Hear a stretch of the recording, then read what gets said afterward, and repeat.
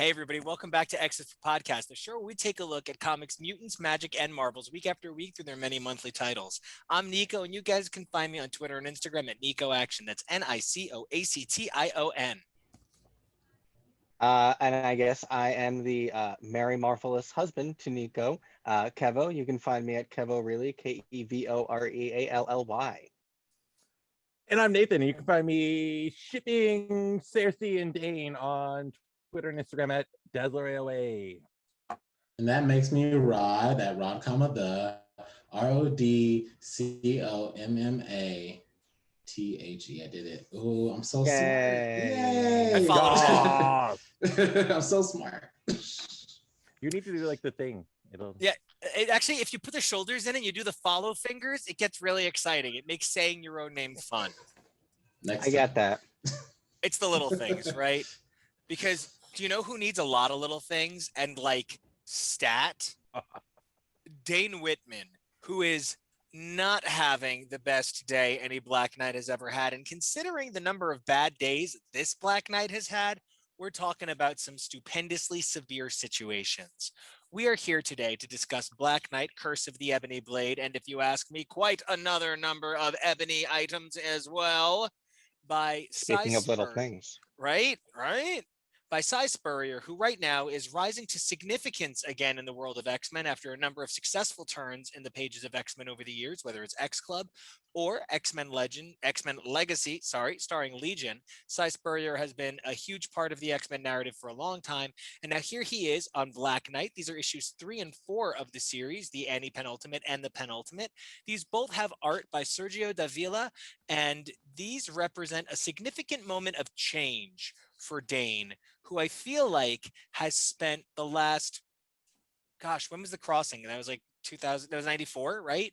So he's spent the last like 20 something years in this endless holding cycle, and somebody seems to be trying to finally move him forward, but there's an unceremonious chaos to the book that if you're somebody who thrives on the disreality of a Cy Spurrier egocentric solo character narrative, this probably works for you.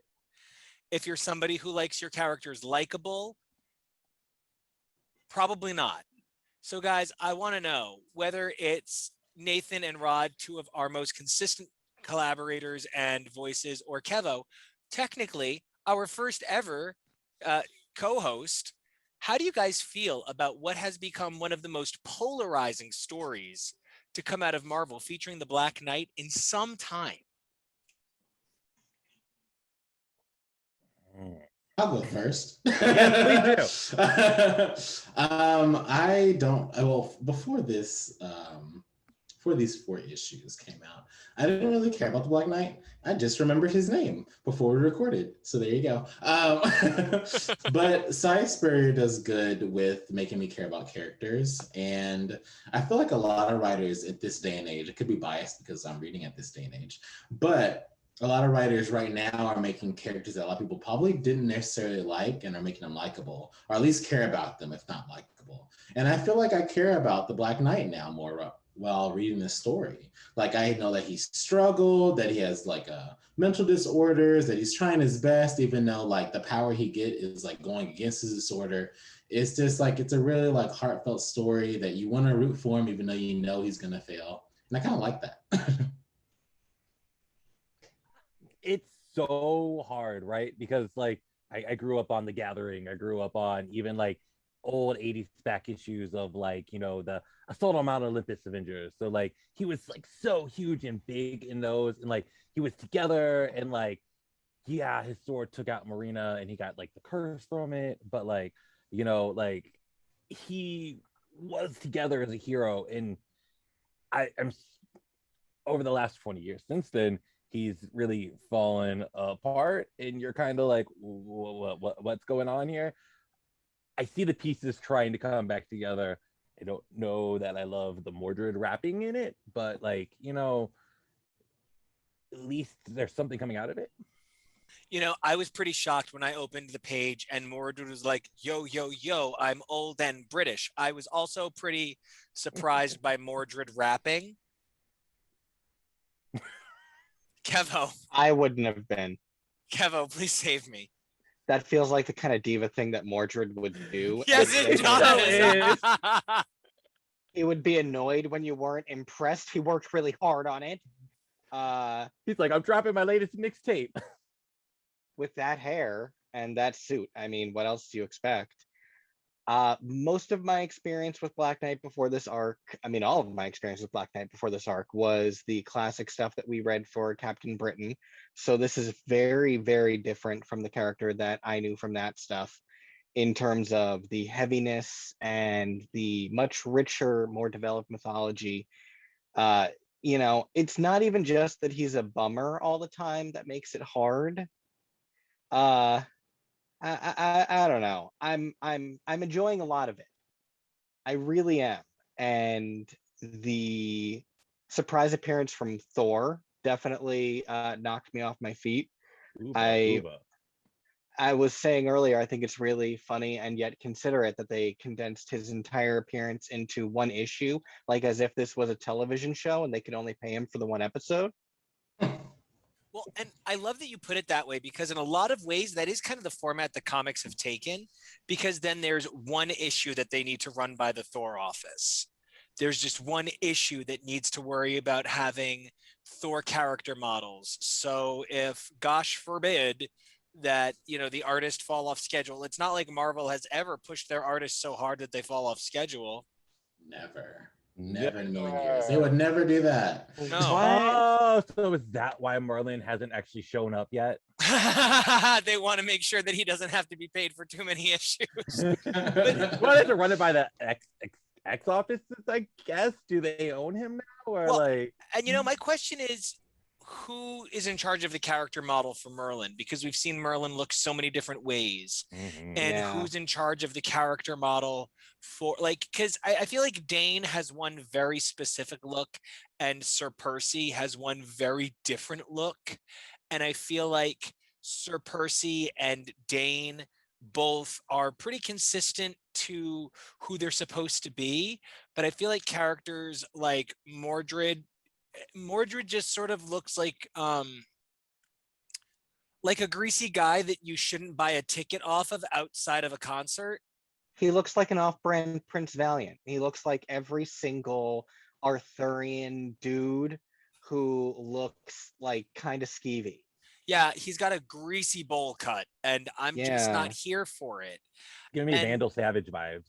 Yeah. Oh yeah, he does look like Vandal Savage. Yeah. I've never seen this character before this, so I don't know what he looked like before. You've been spared. I was like, when y'all were like, I was like, is this not a new character? Oh, my bad. No, Mordred is sort of, I mean, he's a classic Arthurian legend figure. He's sort of like, he's exactly what's implied in these two issues. So essentially the plot of these two issues, just to sum it all up, is someone's messing with the Black Knight's powers. Oh shit, it's Mordred. No one saw that coming. Black Knight fights Mordred. Black Knight's losing to the darkness inside of himself. Oh no. Black Knight goes down. Black Knight goes down. Oh wait, hold on. What issue was that? No, I'm just...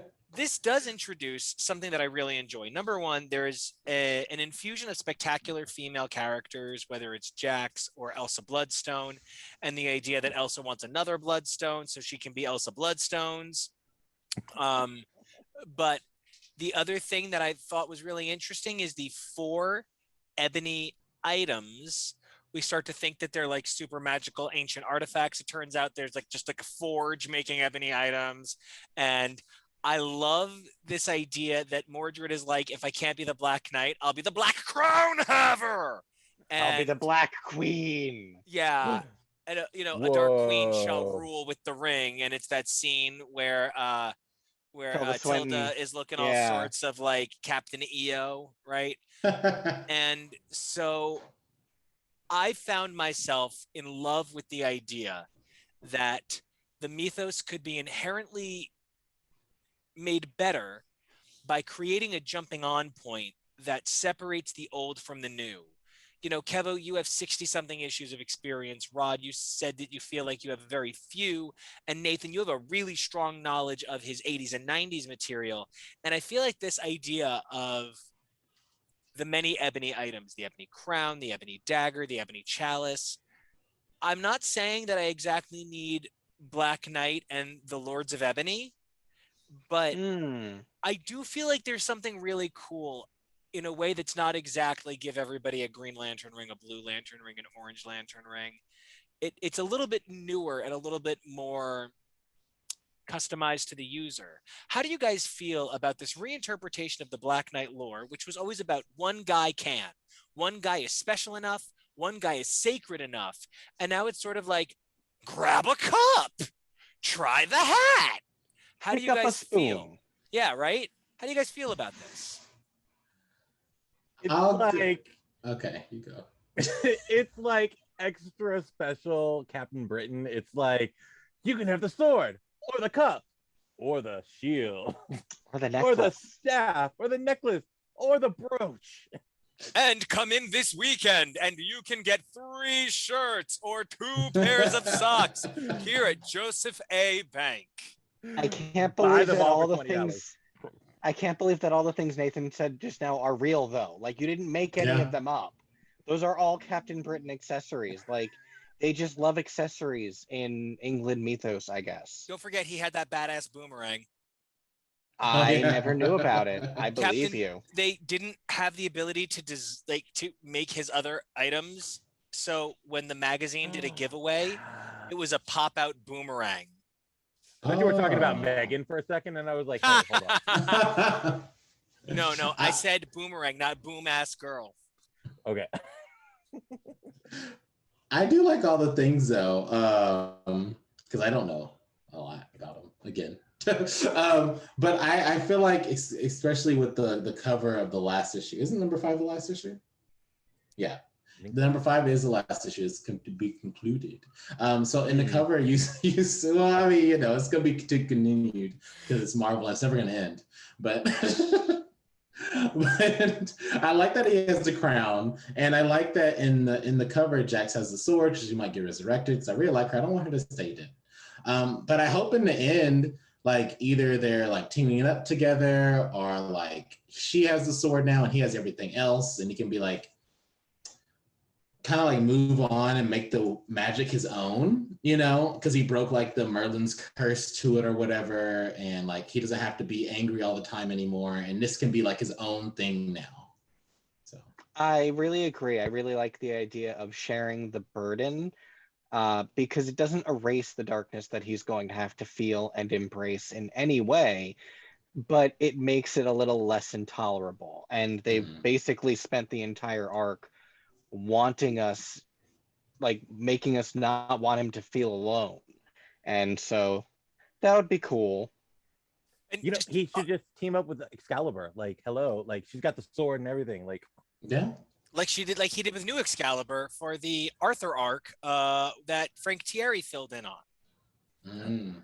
Yeah. But, you know, Rod, when you said, I really hope that Jax comes back, what if Elsa, instead of resurrecting her father, does the right thing I hope so. and resurrects Jax? Yeah, because I feel like that was very out of character for Elsa just to leave. Like, bye. Because I mean, like, hard. Yeah, I was like, she's selfish, but she's also like a good person. Completely. So it's like, she's not gonna be like, oh, well, there's like 2 evil people there. Well, I guess 1, because she got the bloodstone, so the other one dissolved. But she's like, there's this really bad, like, evil guy, powerful guy there. I'm not gonna help. I don't care about him. I don't care about you. I have to go resurrect my dad because I'm an orphan. I'm like, but you hate your dad. You hate your dad. Why did you want him back? And I want money or something. Here's the thing. Her dad's pretty hot. So I mean, yeah, but he's hot and resourceful. I get, and it's her dad, so I get it. She wants family. Oh, and it's her dad too, I guess. Yeah. But her dad being hot, she's not Kurt Wagner, okay? Like, come on. No, like she wants her dad because this is her dad. I get it. Whatever. Elsa has trauma and daddy issues. She wants to resolve them. Maybe it'll make her as a better character. But I think you mean she's not Morgan and Merlin. No, Morgan and Arthur. I'm so sorry. The incest sibs. Yeah. Oh God. Yeah. That's like spelled out there. Mordred's parents. Like in Yeah, the that's book. That's in the book. that's specifically Arthurian legend as well. That's not like, oh, we did a thing for comics. Like, that's Mordred is Arthur's bastard son with his own sister. It's it's I feel bad for this character. There's literally no good incarnation of this character anywhere in fiction. He's just always this sad, angry figure. There is no Loki redemption for Mordred. Kid Mordred, starring now in the Young Masters of Evil. Alligator Mordred, like Oh, little alligator Mordred and Black Knight Frog. Oh. Aww. I think after this series, though, we don't need him to be his arch nemesis anymore. He can go away. Good, no, he's kind we of can he's kind of basic. He's basic. He looks like an extra in the Smells Like Teen Spirit video, but now I just Yes. don't need it exactly. But what I thought was,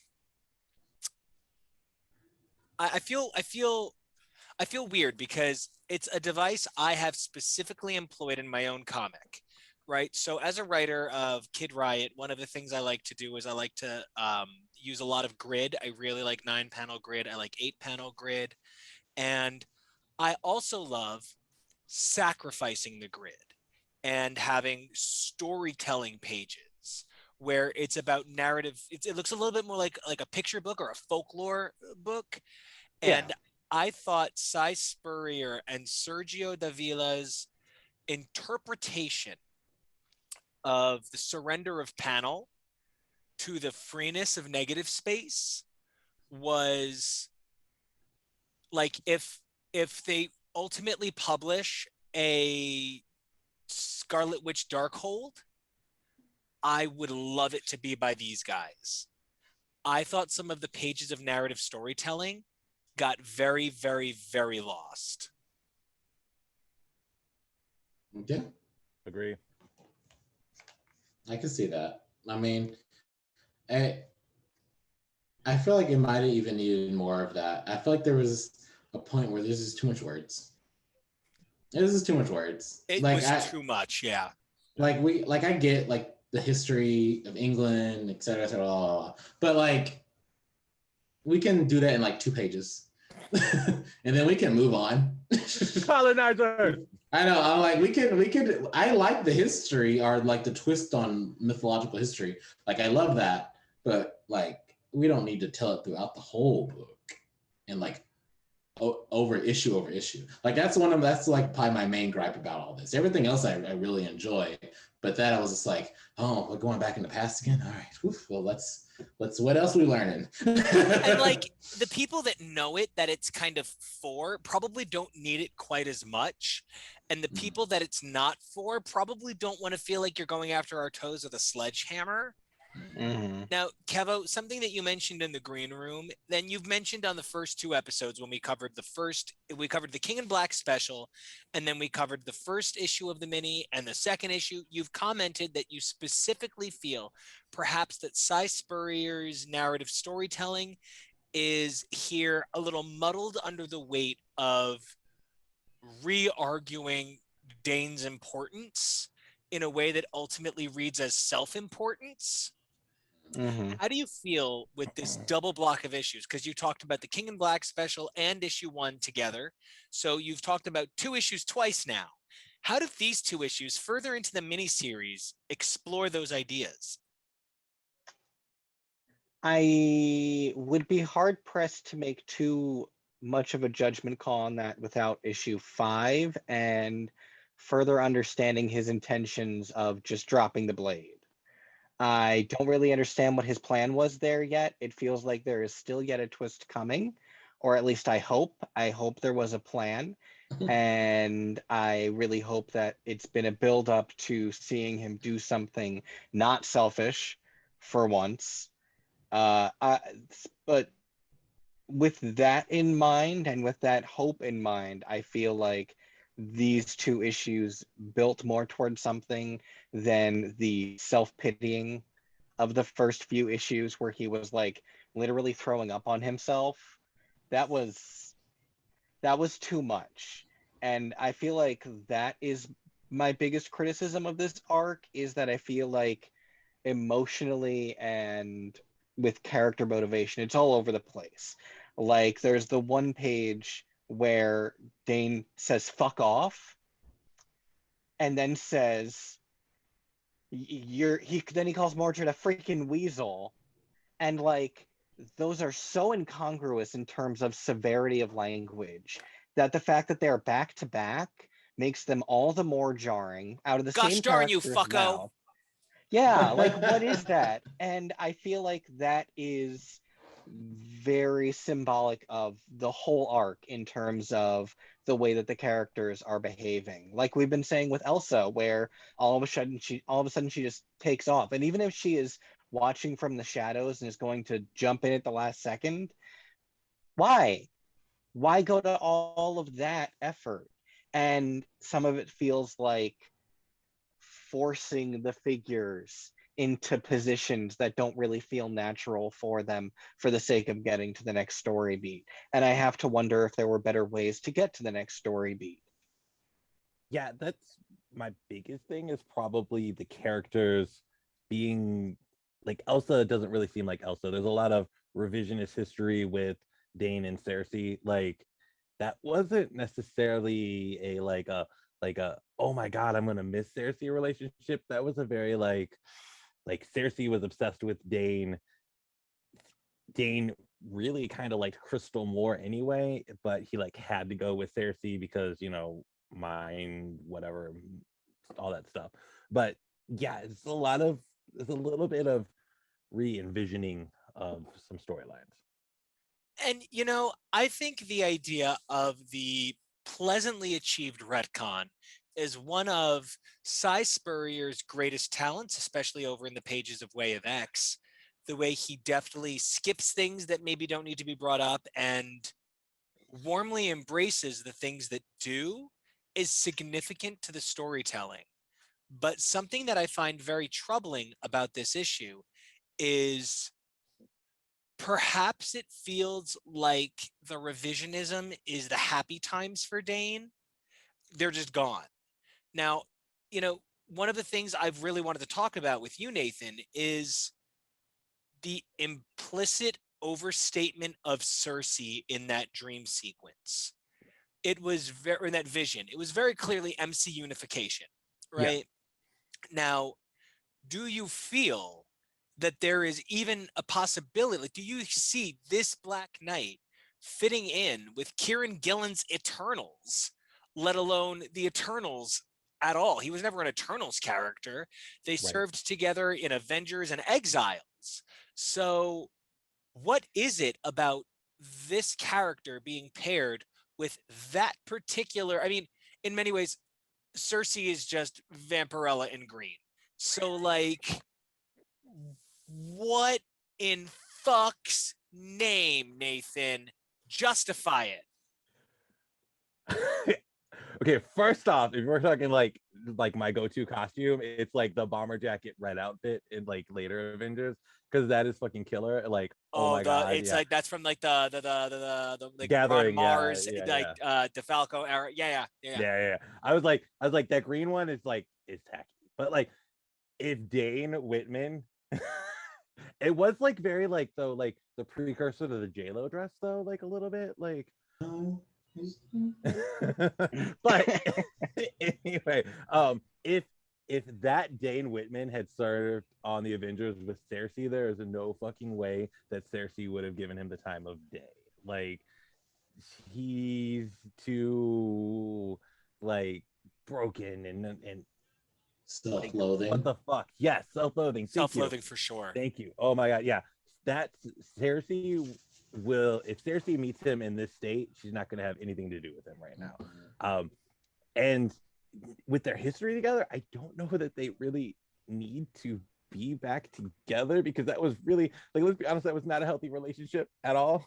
And that was not really a relationship at all, but like, you know, it's kind of like the Dazzler and Lux. I think let's remember it that way. But like, you know, it's yeah.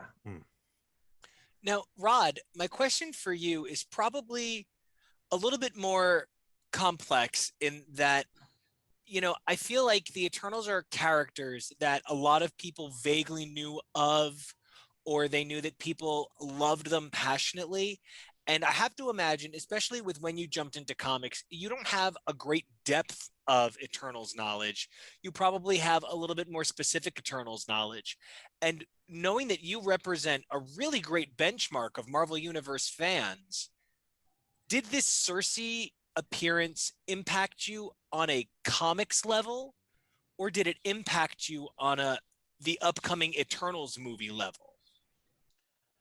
I mean, I've read Eternals from Neil Gaiman's forward, so that I do love the Eternals, and seeing her was very jarring because I did not know they had a relationship at all. I was like, oh, okay.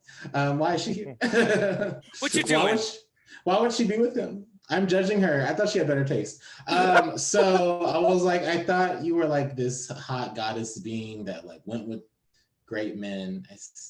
That was her soulmate too, like literally. Gross. I mean, I guess he's attractive, whatever. But did it go with me for like the comics or movie? I guess I would say more comics. I didn't even think about the movie when I read this. I was like, oh, are they going to put him in the Eternals book a little bit? Or are they going to reference this again? Or are we going to see him reconcile with her at the end of this story? Or is this just oh, what is it? When they throw a little, like an Easter egg for people that Like know. a cameo, like a Like drop in. yeah, like a drop in for people that have read their past relationship and be like, oh, look, he remembers that he loved her at some point. So maybe that was for the older, like the fans that knew that. And I was like, oh, this is cool. And then we moved on like shortly after that. And I was like, okay, cool, whatever. Let's forget about that nonsense. Because also Captain America was there. And I was like, Captain America wouldn't want him to lead the Avengers. That's bullshit. So I'm like, all this is bullshit then. He should have gotten there Yeah. immediately. From that, he should have gotten that it was a dream. There was no way he was getting that job. An important person thinks I'm important. Wait, this has to be fake. Right, it has to be fake because he's not important. He's a sweet man though, and I hope he gets the right counseling. Because you know what? And counseling is the name of the game. Somebody was like, look at this cup of magic poison. And he was like, Yup. Give it. and This poison's gonna give you nightmares. Fantastic. Right, he's like, that's all I need. no, He's like, dare. No, he said truth. Or dare. Kevo, my question for you is when you think about the Black Knight you read from the early 80s in the Otherworld saga, he was a dutiful guy who wanted to thrive in the situation he found himself. This Black Knight is a self-loathing narcissist who is driven by a need to understand the power that he doesn't understand. Do you feel there is a through line that connects the Dane Whitman you knew from 1981 to this Dane Whitman? I was hoping the question would be something like that because I was formulating a way to give the answer of, yeah, kind of actually. He's acting like Brian was in that arc. Brian Braddock was so obnoxious and whiny and cowardly that whole arc, and we spoke extensively about how Black Knight was the hero of that arc. And Wow. It was really so much more his story. He was the one doing the heroic deeds and leading the charge. And he, at the start of this arc, was really acting a lot like Brian had in that arc. I mean, I feel like Brian acts like that all the time. This is Brian's character. Yeah, I mean, unfortunately, back to it. I actually just set up all of my Brians on the shelf right behind me right there, right? But that is the truth. One of the things about Brian Braddock is he is a character. Like, I have a rule, right? And it's a personal rule. Never judge a person by their worst day. And the converse of that is never only expect a person's best day. Those two things set you up for failure. And Brian Braddock is very much the essence of that, right? You can't expect his best day and you can't judge him by his worst day. He's a guy just struggling with mental health issues. And that's sort of been Brian's MO since day one. Like right away, he's super fucked up by the death of his parents. But because I'm not kidding, the original plot is Brian, and this is why when everybody's like, I really need to get my hands on that early Captain Britain stuff. I'm Nah, like, you're no, good. you're No, good. you're good. No, you're good. No, you're good. Brian Braddock believed that he was responsible for his parents' death because he was having sex at the time they died. He was banging. Oh no. So he spends years thinking that he can't ever know love because he was orgasming roughly around the same time that they died. Okay, and how did Betsy have time to be a pilot, Okay. a model, a spy, like all Well, within that amount of time? And it's because you only see her here and there, and they constantly tell you all this stuff has happened between, because every now and then Brian would disappear for 5 years. Yeah. And when he would come back, they would just be like, oh, Betsy's been a spy this whole time. Betsy used to be badass too. Yeah, and that's And sort blonde. of what we're examining here. When they wanted to expand Brian, they expanded Brian, and it had beautiful results. But when they wanted to expand the Captain Britain mythos, Brian had to become a whiny little piss baby. And when they want to expand the when they want to expand the Black Knight mythos, it kind of seems like Dane has to become a bit of a piss baby. And I'm just wondering why there can't be a balance of concept and character in a way that doesn't involve piss baby syndrome. Well, I know why. He has an answer, guys. I know why. Because white men are piss babies. Who we are. I'm Latino. I don't know what the fuck you're talking about. I know, like that's on my vision, it's two on the bottom.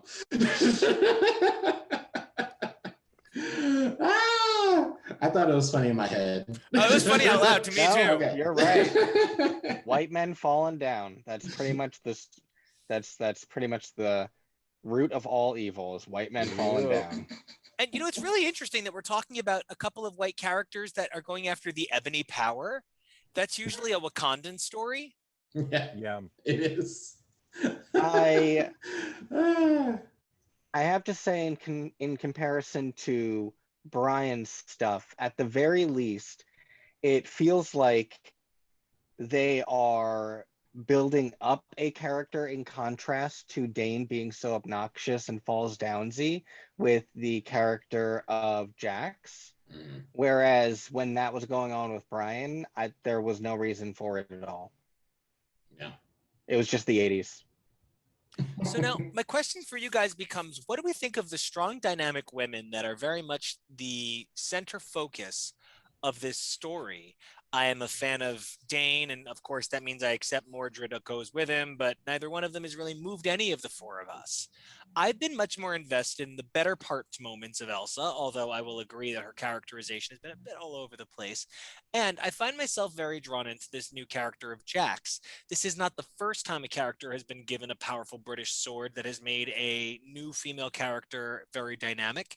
We saw this very recently with Faiza Hussein over in the pages of Captain Britain and MI13, where she became the wielder of Excalibur alongside the Black Knight.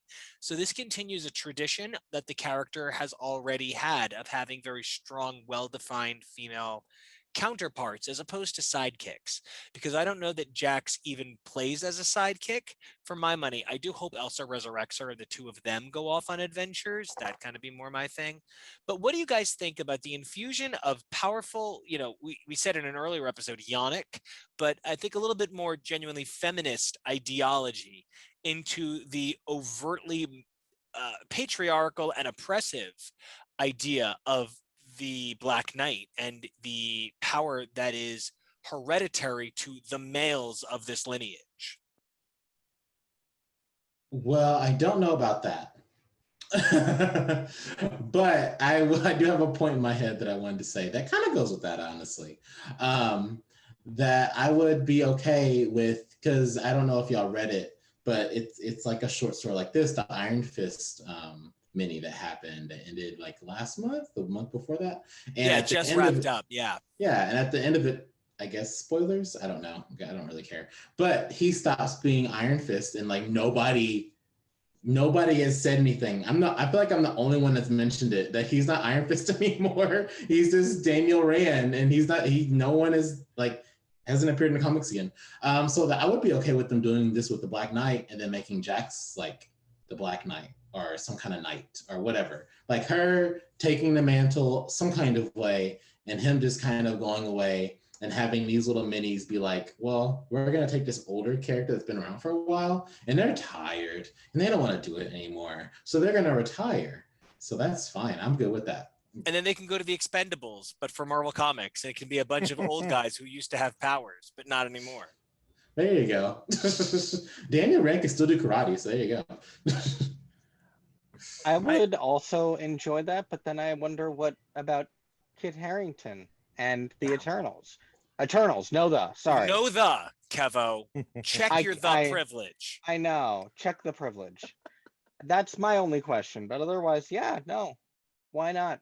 Keep retiring the old white men. Yeah, I was gonna say, like, it's kind of like Wanda dying, right? Like, Wanda is huge in the MCU, so Wanda can't die, right? She's not gonna stay dead. So if you kill Black Knight now before Eternals comes out, somehow they're gonna have to bring him back to MC Unify the comics again, and it would just be a stunt.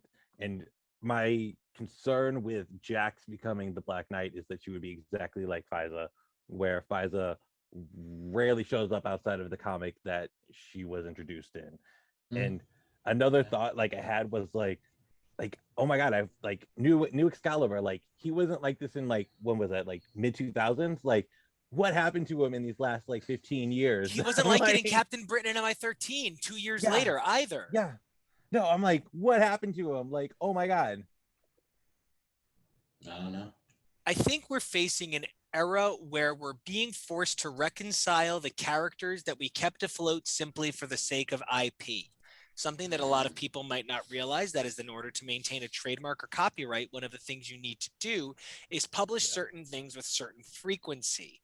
That means that in order to keep the copyright on Black Knight, you must legally publish a book called Black Knight every so often. In order to hold the copyright on Journey into Mystery, Thor has to be called Journey into Mystery every so often.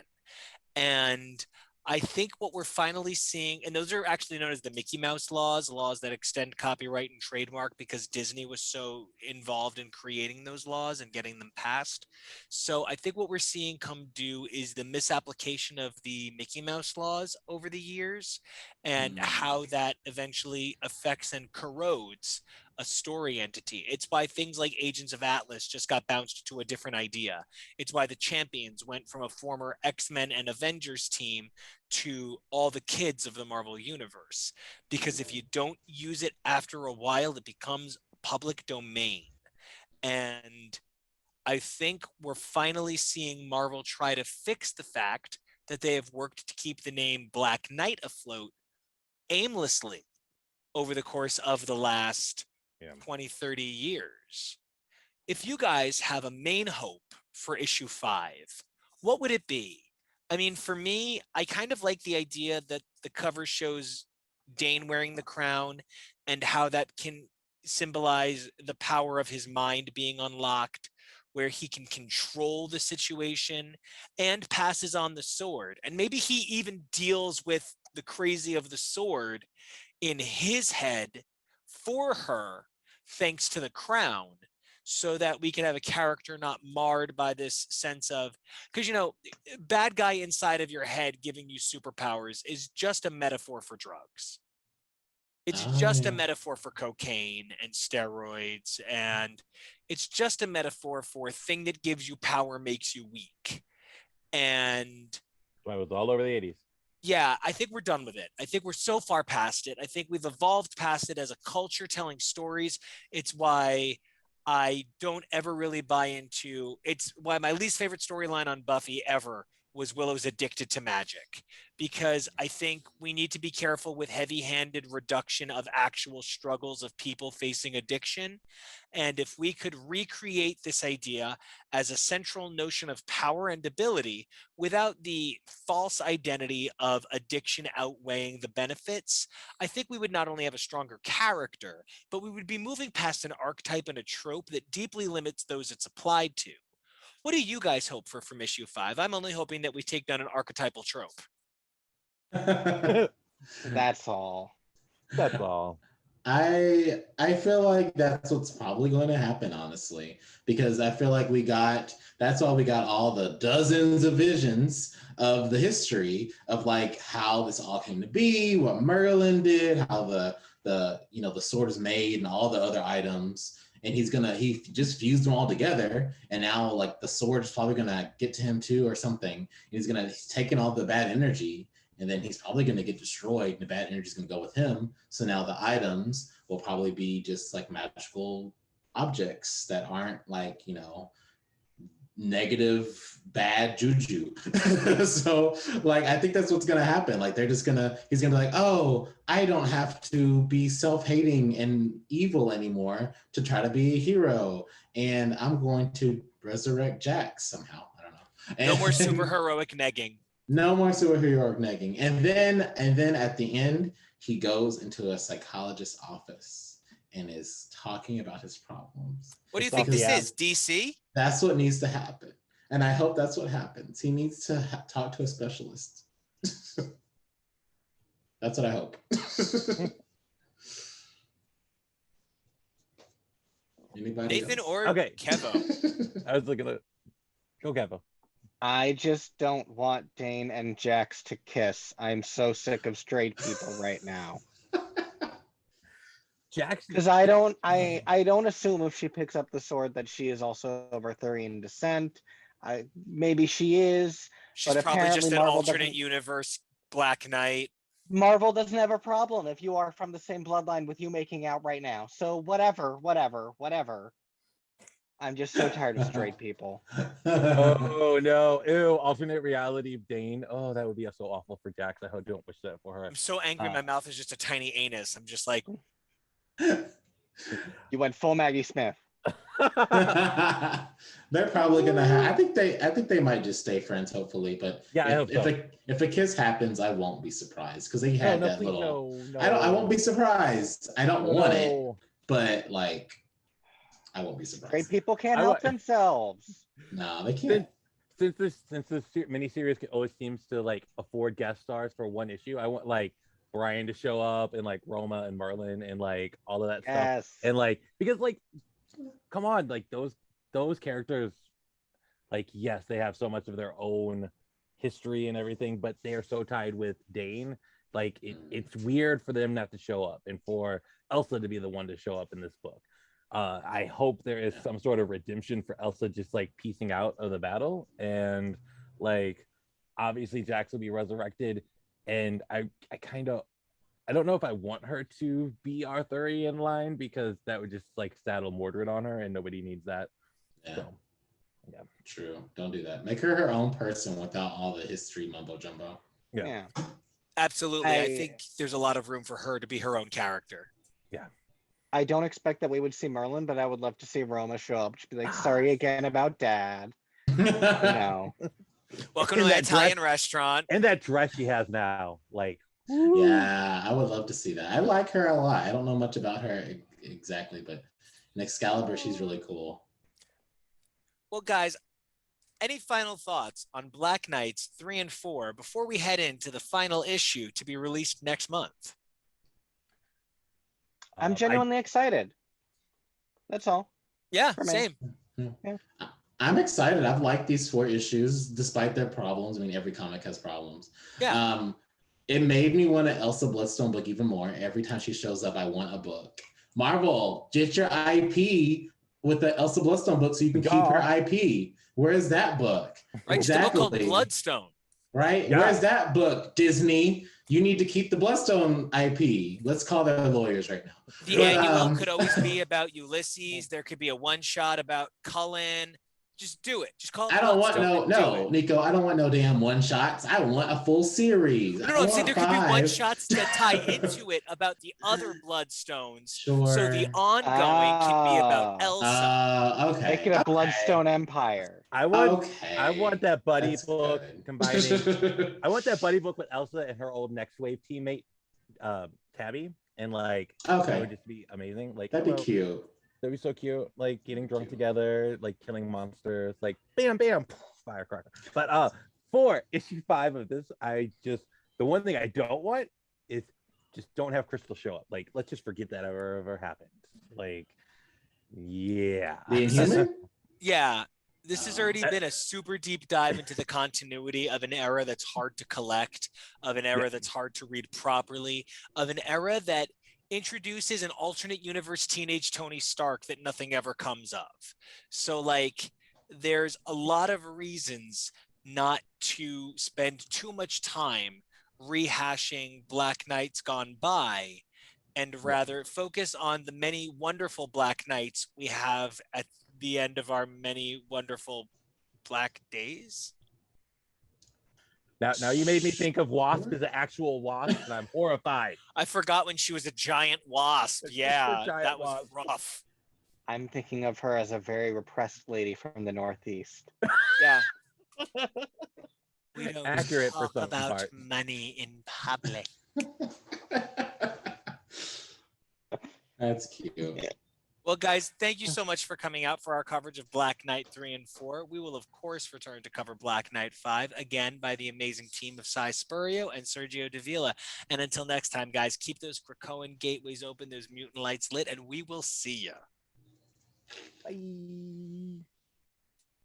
Hey guys, if you like that cut from Xi4p Podcast, you'll be sure to like some of our other materials. So don't forget to like, subscribe, and check out these other amazing videos here at Xi4p Podcast.